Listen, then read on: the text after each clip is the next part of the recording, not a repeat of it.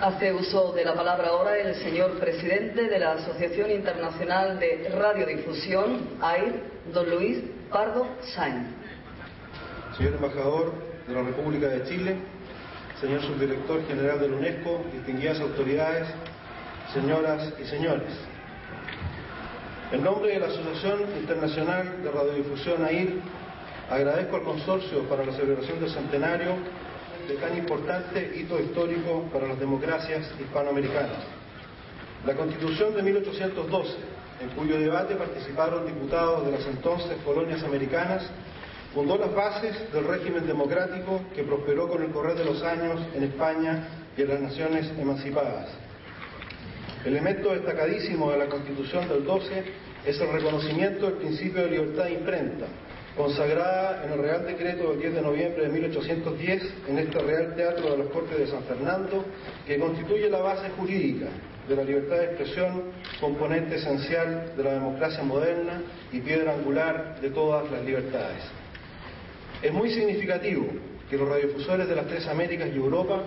estemos hoy congregados en el mismo lugar donde hace 200 años se promulgó el Real Decreto Noveno para sumarnos a este magno festejo de la PEPA y tengamos la oportunidad de sumar un hecho de relevancia histórica a estas celebraciones, por su valiosa contribución a la misma causa libertaria que inspiró los acontecimientos que hoy día conmemoramos. Los constituyentes sentaron las bases de un derecho fundamental que hace posible el libre flujo de las ideas y el debate ciudadano, indispensable para la formación de la opinión pública que a través de las instituciones democráticas legitima el poder y mediante la ley acuerda las formas y términos de la convivencia en sociedad. Parece increíble que 200 años después de que aquel embrión libertario que desde esta tierra de libertades inflamó la independencia y la consolidación de la democracia como forma de gobierno, tengamos hoy día que lamentar retrocesos tan dramáticos para la democracia de nuestra Latinoamérica, siendo el deterioro de la libertad de expresión uno de los signos más elocuentes de las políticas y conductas antidemocráticas de aquellos gobiernos autoritarios y populistas responsables de tales retrocesos. Doble valor simbólico posee entonces la feliz coincidencia que nos ofrece la historia de sumar a las conmemoraciones antedichas como una forma de renovar nuestro compromiso con la libertad, el hacer entrega de la máxima distinción que otorga la AIR, el premio a los defensores de la libertad de expresión, las dignidades humanas y la democracia, al distinguido escritor e intelectual don Mario Vargas Llosa. La decisión adoptada en mayo de 2009 en Buenos Aires responde al sentido reconocimiento de los radiodifusores privados e independientes agrupados en la AIR hacia la figura de Mario Vargas Llosa, no solo por su indiscutida solvencia intelectual y notable obra literaria, sino muy especialmente por la coherencia y valentía que ha caracterizado su vida pública y su obra intelectual. En efecto, las injusticias y desigualdades de su Perú natal, pero de vigencia universal, que inspiraron muchas de sus novelas, no le sirvieron nunca de pretexto para sacrificar la libertad que trasunta todo su mensaje intelectual y cultural. Su riquísima obra literaria, que con justicia le ha valido ahora el Premio Nobel de Literatura, no se presta para justificar ninguna utopía ni para caer en la engañosa trampa de modelos de mundo ajenos a la realidad. Pero además de su gigantesca obra literaria, ha sido su inquebrantable voluntad en la defensa de la democracia y la libertad una consideración fundamental para el otorgamiento de este premio. Identificado desde muy temprano con la democracia, la tolerancia y el pluralismo, Vargas Llosa no ha dudado nunca en condenar los ataques y amenazas a los derechos fundamentales, sea cual sea el color político u origen ideológico de tales agresiones. No dudó en liderar la protesta internacional contra el poeta cubano Eberto Padilla, acusado por el régimen de Fidel Castro de esbozar críticas contrarrevolucionarias en aquellos tiempos en que discrepar de la revolución cubana era mal visto por amplios sectores de la intelectualidad. Volvió a alzar su voz en defensa de muchos otros escritores cubanos, pero también lo hizo con la misma convicción y valentía frente a las dictaduras militares, y lo hizo recientemente en Venezuela ante las nuevas formas de degradación de las instituciones democráticas y restricciones de la libertad y los derechos fundamentales que surgen desde las nuevas propuestas revolucionarias incubadas en algunos países de nuestra región. En un mundo marcado por los ideologismos y el cálculo político, Cuando vemos con desazón que la defensa de principios y derechos fundamentales se ve muchas veces neutralizada por intereses económicos o simpatías y lealtades mal entendidas, no solo de parte de líderes políticos y gobiernos democráticos, sino también de parte de exponentes del mundo intelectual y cultural, la voz de Vargas Llosa se ha alzado con el valor de su enorme prestigio intelectual desde la incuestionable moral de quien nunca ha condicionado sus juicios a otros parámetros que no sean los principios y valores que siempre ha sostenido. Para la Asociación Internacional de Radiodifusión AIR es un honor entregar este premio que no tiene periodicidad precisamente para que su otorgamiento responda únicamente a los méritos de quien lo recibe y cuya forma material es una escultura del maestro venezolano Argenis Díaz, que ya se alza además como monumento a la libertad de expresión en varias ciudades americanas. A don Mario Vargas Llosa le reitero respeto, admiración y aprecio de los radiodifusores privados e independientes congregados aquí en este Teatro de las Cortes de San Fernando. Muchas gracias.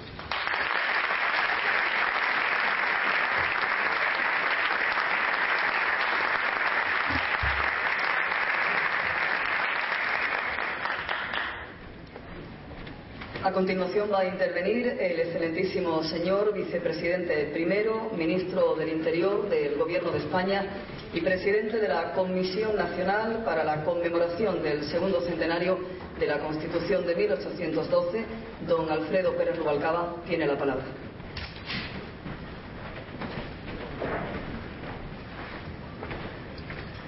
Atendiendo las Cortes a que la facultad individual de los ciudadanos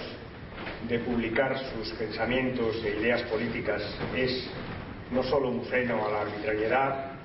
sino un medio de ilustrar a la nación en general, han venido a decretar que todos los cuerpos y personas particulares de cualquier condición y estado tienen libertad de escribir, imprimir y publicar sus ideas políticas sin necesidad de licencia. Autoridades, señoras y señores, querido Mario, he querido comenzar leyendo el primer párrafo del decreto, porque estas 4 líneas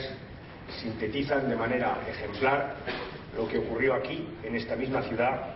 en esta misma casa, hace ahora 200 años. Junto a la idea de la soberanía popular, el principio de ciudadanía, y a la de igualdad ante la ley, el Estado de Derecho, nacían en España los derechos de libertad de expresión y de libertad de prensa, unos derechos irrenunciables, porque hoy, como hace 200 años, como siempre, la libertad de expresión constituye un formidable antídoto contra la arbitrariedad del poder, y por eso ninguna sociedad puede ser realmente soberana sin prensa libre, porque hoy como entonces la libertad de expresión configura la única manera de lograr una ciudadanía formada y preparada, capaz de enfrentarse a los retos del presente y a los desafíos del futuro. Y por eso ninguna sociedad puede progresar eficazmente mientras se encuentre sometida. Y porque la libertad de expresión y con ella la crítica, el ensayo y el error es el único método conocido hasta hoy para acercarse a la verdad, sin conquistarla nunca, a lo largo de ese inacabable trayecto que denominamos ciencia. Y por eso son las sociedades libres las que más conocimiento producen y atesoran. Estas 3 razones, freno al poder, ilustración de la nación y camino hacia el saber, en el lenguaje de entonces, estas 3 razones, digo, están resumidas de modo magistral en esas 4 líneas publicadas hace hoy 2 siglos y que condensan buena parte de lo mejor de nuestro pasado. Unas razones que continúan siendo válidas hoy, como lo serán siempre, porque en ellas late el espíritu democrático que hace que los hombres y las mujeres dejen de ser súbditos y pasen a ser ciudadanos. Pero unas razones a su vez que tendemos a olvidar hoy demasiado a menudo, porque asumimos que la libertad de expresión es algo así como un bien natural, algo que nos es dado como lo son la luz, el sol o el aire que respiramos. Algo que nunca les hubiera ocurrido a los redactores de estas líneas, porque la libertad fue conquistada con muchísimo esfuerzo. y porque en términos históricos la libertad es un logro bien reciente. Fijémonos en las tres grandes ciudades que la alumbraron: el Boston anticolonial, el París revolucionario y el Cádiz liberal, o la Cádiz liberal. En los tres la libertad surgió rodeada de enemigos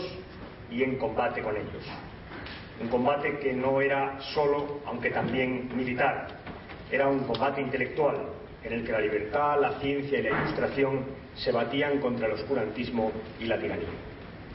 Hoy podemos decir que se ganó la batalla, pero ni se trata de una victoria universal, ni hay garantía alguna de que sea definitiva. Por eso resulta imprescindible recordar una y otra vez las razones y los motivos que hacen de la libertad un valor político superior a cualquiera de sus posibles alternativas. Por eso quiero trasladar mi agradecimiento y el del Gobierno al que represento hoy aquí a la Asociación Internacional de Radiodifusión por la extraordinaria tarea que ha venido desarrollando a lo largo de 60 años, de más de 60 años, en defensa de la libertad de expresión. Y por eso quiero también felicitaros de manera muy especial por haber concedido el Premio a la Libertad de Expresión y los Valores Humanos a Mario Vargas Llosa. Es, sin lugar a dudas, la mejor elección que podíais haber realizado. Señoras y señores, si hay un pecado que nunca debe cometerse ante un creador, es el de abandonarse a la rutina. Por eso no voy a caer en la rutinaria tentación de presentar al protagonista de este acto. El Premio Nobel,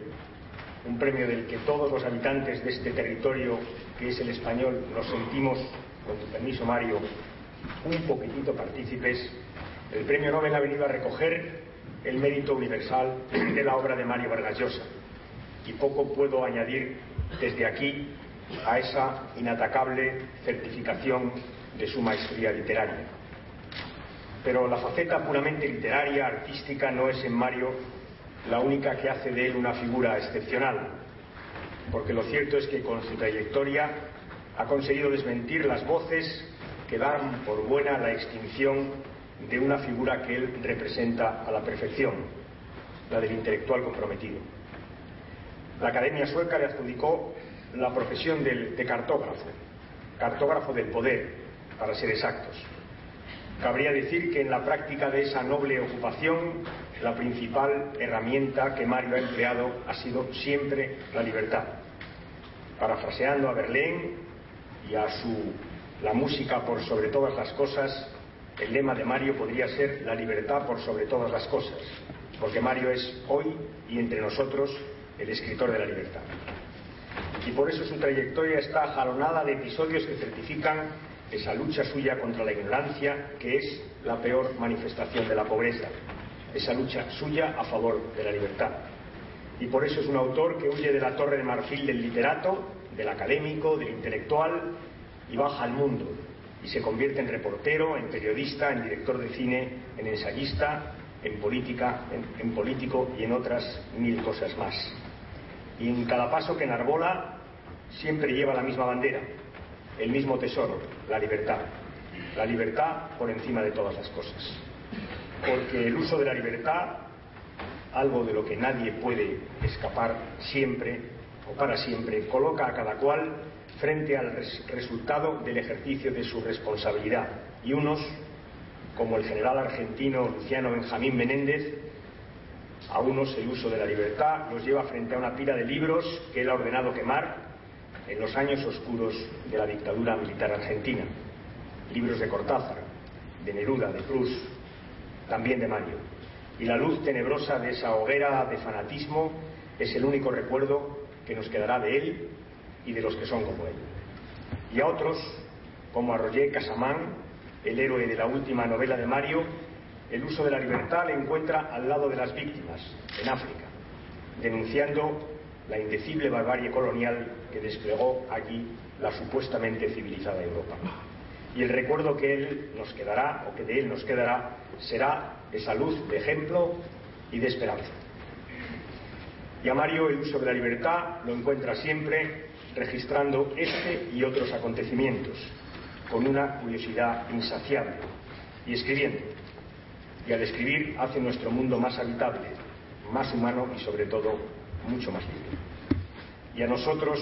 el uso de nuestra libertad nos encuentra hoy aquí congregados en una circunstancia especialmente hermosa. Porque en San Fernando, Cádiz,